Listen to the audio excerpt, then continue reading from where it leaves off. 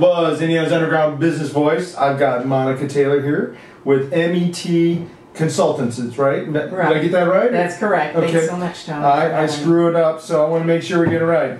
Now, you're a certified consultant and MBTI practitioner. Now, I think I know that it has something to do with leadership, right? And it has something to do with measuring people's characteristics, but help me fill in the gaps. What does that really mean? Okay, the Myers-Briggs type indicator has been around for over 60 years. It's certified, lots of data, all kinds of information about it published, and it's I'm actually one of only 26 people that are master certified in the country. Okay. So what we do is go into an organization and meet with the leadership team or the whole team and coach them through some of their communication styles, help them be more effective working together, and depersonalize a lot of the day-to-day interactions that people can sometimes think she's having a bad day. Well, it might just be that that particular person is an introvert. Yeah. And, you know, they need their morning coffee and they need to kind of focus. It is so amazing to me how powerful tools like this are to change the cultures in organizations. And I think it's almost unfathomable to a lot of the average CEOs or even really C-level executives or management teams how this can really impact their day-to-day lives. It's true. And I really, you almost want to shake them sometimes to get them to understand how powerful this is, don't you? Yeah, I do. But I've seen it work. I know it works. I believe in it. And that's why it's so easy for me to get a hold of someone, I think, and once I meet with them, to convince them that this really will impact their employees, their clients, the interactions they have with them, and ultimately the bottom line. So talk to me about what a typical engagement would look like. I mean, someone, you know, they understand, they're doing some testing, you know, they probably scratch the surface on it a little bit, right? And they've seen that, how it impacts their hires, right? But how do they really gain the full impact of what you do? What I typically do is I have the assessments online, then it generates a 17-page report. It takes the person about 20 minutes to do it. Okay. And if they're honest and they just take it and answer honestly, they get about 17 pages of data. And it literally will tell them how they're wired inside internally and how they interact through change management, through conflict, all the things that we're exposed to every day as human beings. And it not only has that information, but it tells them as well how they can flex to the other side to work in the other person's comfort level, and it makes everything more meaningful. So do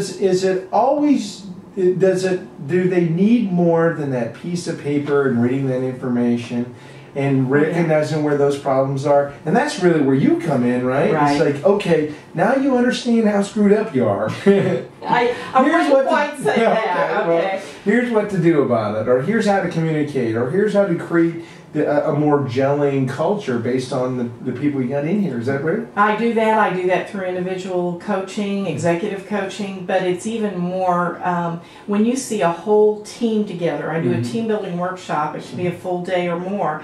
And when people start seeing each other interact in these various exercises that we take them through, it's wonderful. I actually had one of my clients say to me that apart from the birth of his 2 children and marrying his wife, it was one of the most singular, effective events in his whole life. And it really is amazing. And I think what what you do is this process of giving somebody a picture of what they are, and then allowing them to understand how that picture interacts with the other pictures, and then giving them tools where they can make positive impact. Exactly. I mean, through the coaching and through the consulting and through the team building. I mean, that's a really good process to take any organization through, whether it's a for-profit or non-profit. But who's your niche? You know, Rainmakers, we're always doing that too. I know, right, I know, and I'm still looking at that. But as I assess it, I think it's any organization that's looking to truly impact the bottom line through their interactions with their employees, their clients,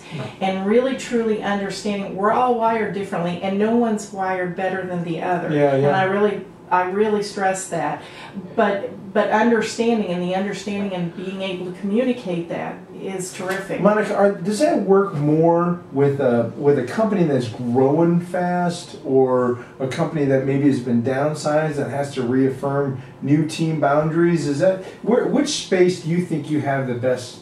I think it's good in teams that are just forming. I think it's very effective then. I think it also works well with teams that are going through a lot of change. Okay. And that can be in many different facets. Sure. But it really can impact how people see each other, how they interact, and it makes the whole thing a whole lot better. So change management is a key word. Anytime somebody's going through those pains of growth or pains of downsides, that's when it's a good fit for you. What are the type of businesses you look to network with? What are those other strategic advisors that are also dealing with people in that space? I would say maybe banks, maybe new organizations, maybe that have been around for a year or two but are really starting to grow, and they really want to make sure.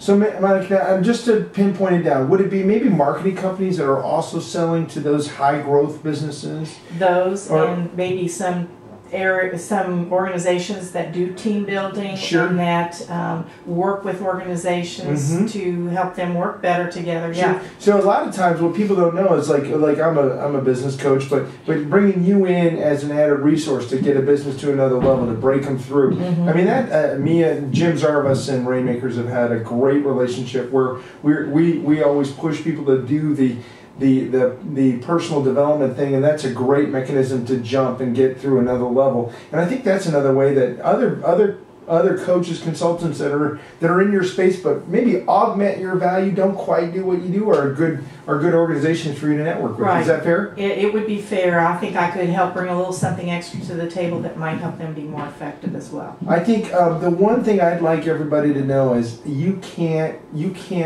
identify enough or test enough what your team really looks like. Is that fair? I mean, you just can't get enough DNA on what they're all about. I think people are so busy in this day and age trying to get to the bottom line and make sure they're bringing in revenue that they can't take the time, or they don't think they can take the time. But it pays huge dividends. You know that, Tony, as well as I do. Hiring the same position 3 times.